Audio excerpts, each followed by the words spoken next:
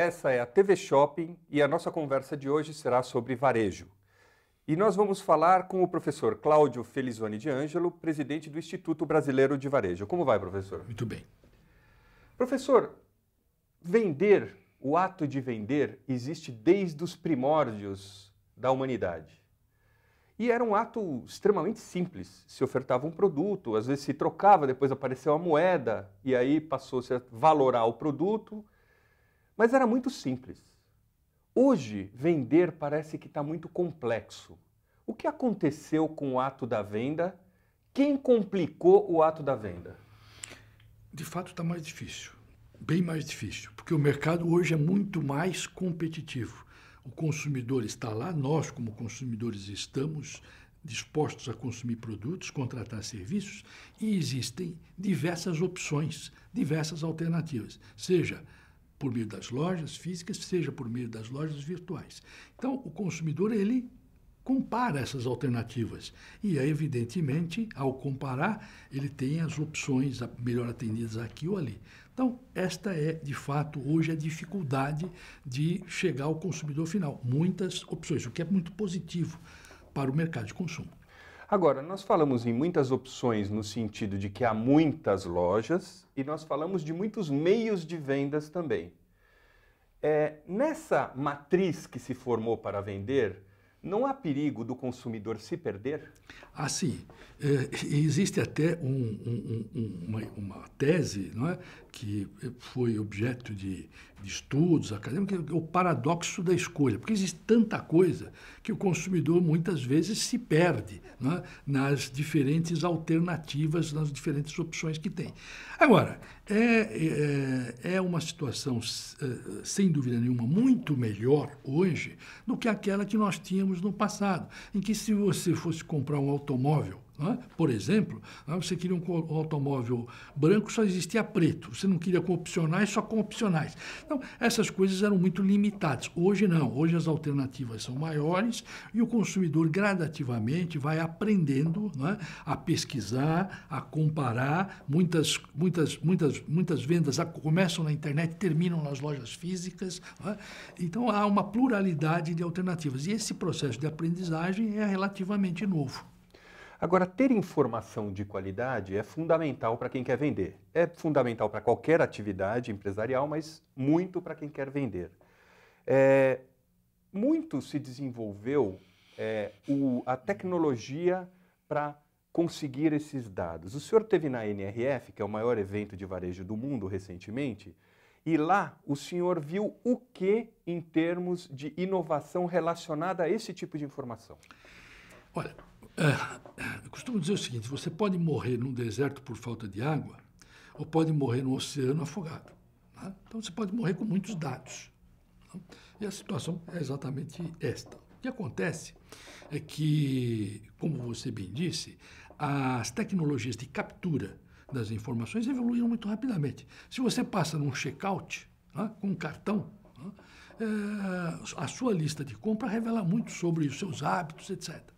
E essas informações estão disponíveis e elas podem ser utilizadas. O que hoje não se vê com a mesma intensidade são os instrumentos de análise dessas informações que permitem sugerir informações ou ações gerenciais. Então, nesta NRF, que é composta por um seminário e também por uma feira de tecnologia, o que me chamou particularmente a atenção foi exatamente essa abundância de ofertas de tecnologias voltadas à análise. A inteligência a respeito ou seja, dos dados. Sintetizar informações, torná-las mais facilmente compreensíveis. Isso me chamou bastante atenção nesta NRF. Agora, o senhor poderia dar um exemplo prático do tipo de análise que é feita com que tipo de dados hoje em dia?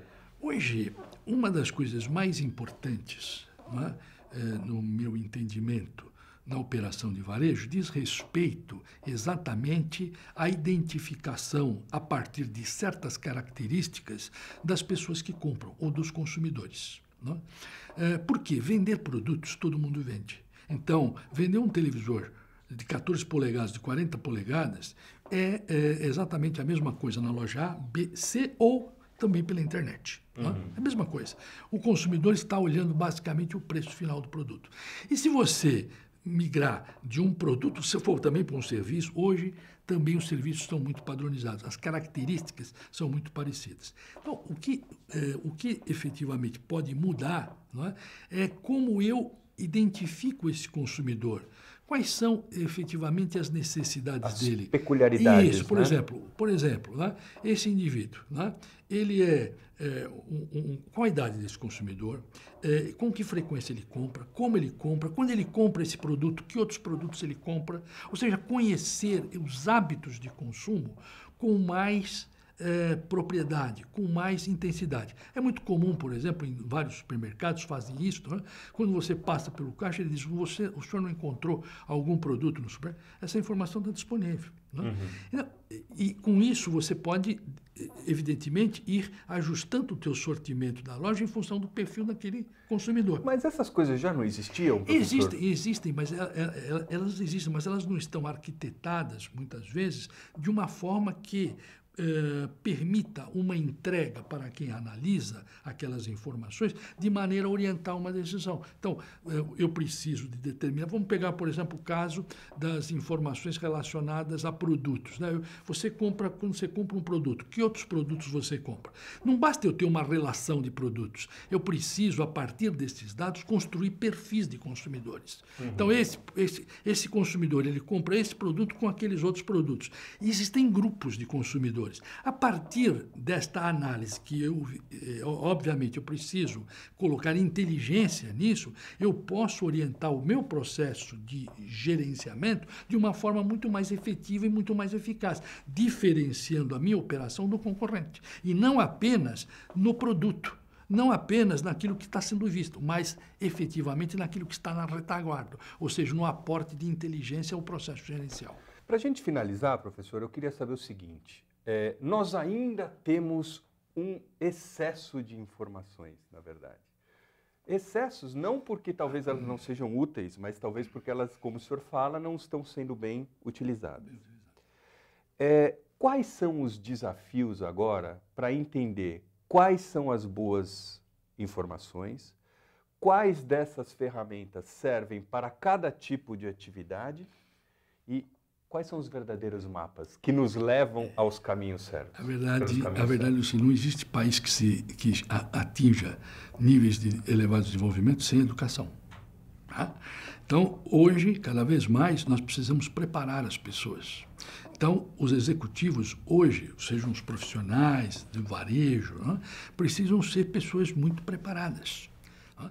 Então, eu diria que o grande desafio hoje do varejo não é mais saber se existem tecnologias, elas existem, elas estão disponíveis. Não é?